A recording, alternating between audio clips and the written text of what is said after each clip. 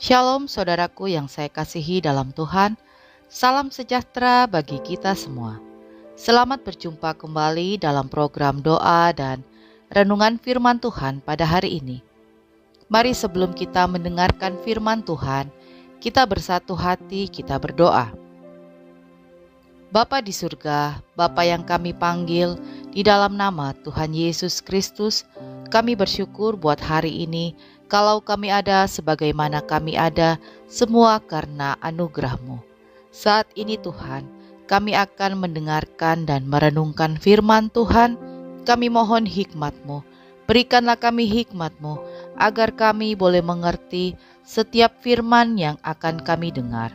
Di dalam nama Tuhan Yesus kami berdoa. Amin. Renungan firman Tuhan hari ini berjudul 1 jam bersama Tuhan. Matius 26 ayat 40 sampai 41. Tidakkah kamu sanggup berjaga-jaga 1 jam dengan aku? Berjaga-jagalah dan berdoalah, supaya kamu jangan jatuh ke dalam pencobaan. Roh memang penurut, tetapi daging lemah. Saudaraku yang saya kasihi, kalimat ini dilontarkan Yesus kepada Petrus di Taman Getsemani saat ia kembali dan mendapatkan murid-muridnya sedang tertidur. Rasanya kalimat ini tampak begitu sederhana dan mudah. Permintaan Yesus pada murid-muridnya begitu sederhana, yakni berjaga-jaga 1 jam saja dengan Dia, hanya 1 jam, dan mereka gagal. Saat membaca kalimat ini, mungkin memang kita berpikir mudah, hanya 1 jam. Tetapi dalam 1 jam itu, bisakah kita benar-benar bertahan untuk terjaga? Ataukah kita kemudian membiarkan diri kita jatuh tertidur seperti murid-murid Yesus? Pertanyaannya sekarang, bisakah kita? Ataukah kita juga sering tertidur secara spiritual dan membiarkan masalah kehidupan menguasai kita? Ataukah kita terlalu sibuk dengan kehidupan kita dan kita lupa untuk berjaga-jaga dengan Tuhan? Apa sebenarnya arti dari ayat ini? Jadi saudaraku yang saya kasihi, pada kondisi saat itu, secara literal artinya memang tak bisakah para murid berjaga-jaga selama 1 jam saja bersama Yesus yang saat itu berdoa di Taman Getsemani. Tetapi ayat ini tidak hanya berhenti pada kondisi di zaman Yesus hidup. Firman Tuhan tidak pernah berubah. Hari ini, firman yang sama kembali berbicara kepada kita, mengingatkan kita untuk berjaga-jaga bersama Tuhan. Ayat ini memang berbicara tentang kebersamaan dan hubungan manusia dengan Allah. Hubungan yang dekat dan senantiasa dibaharui, dan bukan sekedar sebuah hubungan yang seadanya. 1 jam mungkin singkat buat kita, tetapi dalam 1 jam, jika kita berbicara dan membina hubungan dengan sesama, kita sudah bisa mengenal orang itu. Apalagi jika dilakukan setiap saat dan setiap hari. Demikian juga hubungan manusia dengan Tuhan. Relasi yang dibina setiap hari akan membangun sebuah hubungan yang kokoh dan sulit untuk digoyahkan, bahkan oleh gelombang hidup yang sangat besar sekalipun. Jadi saudaraku yang terkasih, ayat ini berbicara mengenai relasi atau hubungan manusia dengan Allah, sekaligus juga menunjukkan kebergantungan manusia kepada Tuhan. Bagaimana tidak? Ayat berikutnya justru menunjukkan dengan jelas akibat dari ketidakmampuan untuk senantiasa berjaga-jaga bersama Dia. Dikatakan selanjutnya, berjaga-jagalah dan berdoalah, supaya kamu jangan jatuh ke dalam pencobaan. Roh memang penurut, tetapi daging lemah. Benar, tidak salah lagi, akibat dari ketidakmampuan manusia dalam berjaga-jaga, ia akan hanyut dan tenggelam di dalam gelombang kehidupan dunia yang terkadang membawa kehangatan dan kemewahan, namun kadang membawa manusia ke dalam keterpurukan. Keinginan dan kehendak manusia yang lemah tidak mudah ditundukkan begitu saja.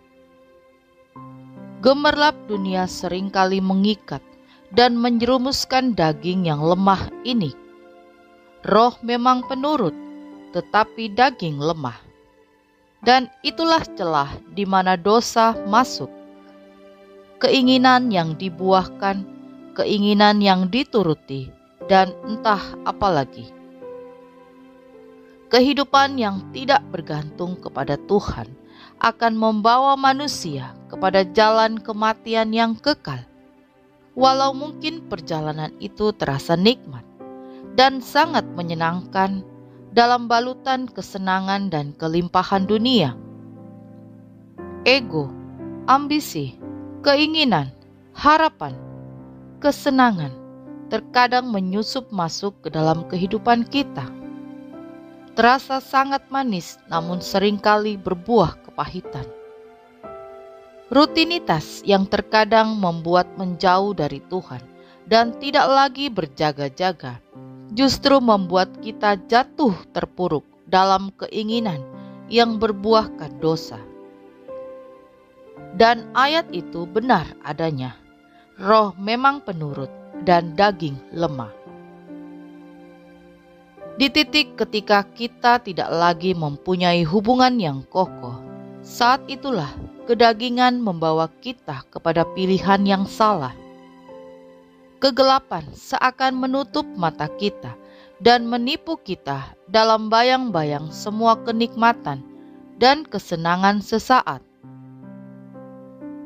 Terkadang hasrat dan keinginan yang hadir tidak ingin ditolak karena ia menawarkan surga dunia.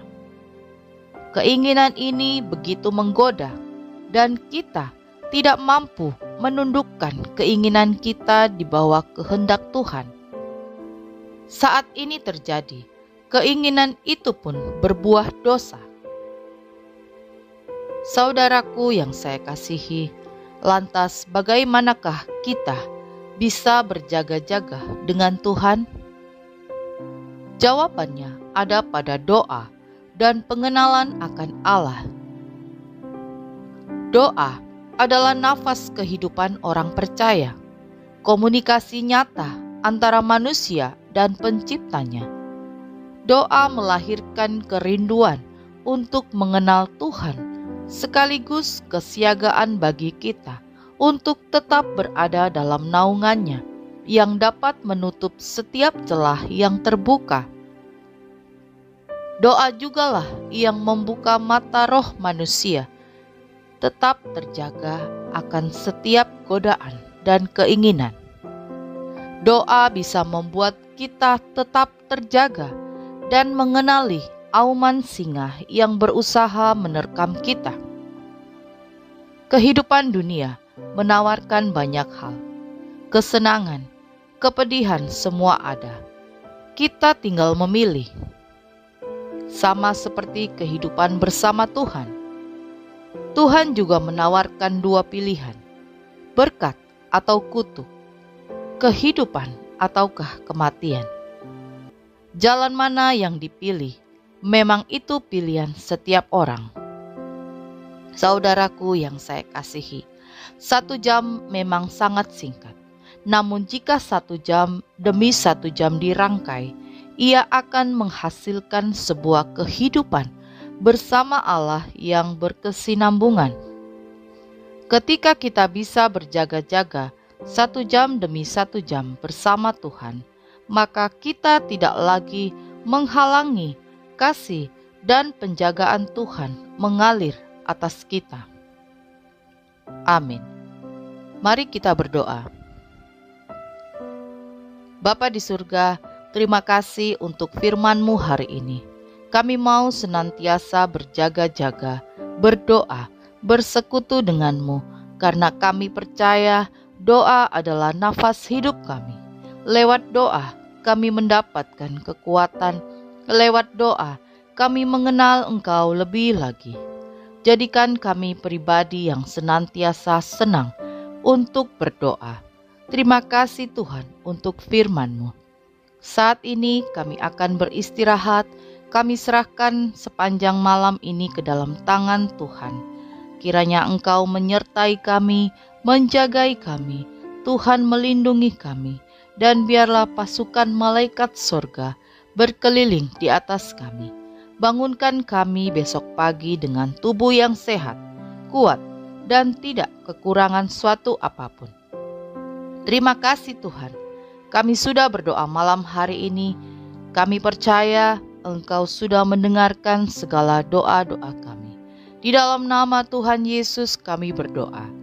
Haleluya. Amin. Puji Tuhan, kita sudah berdoa malam hari ini.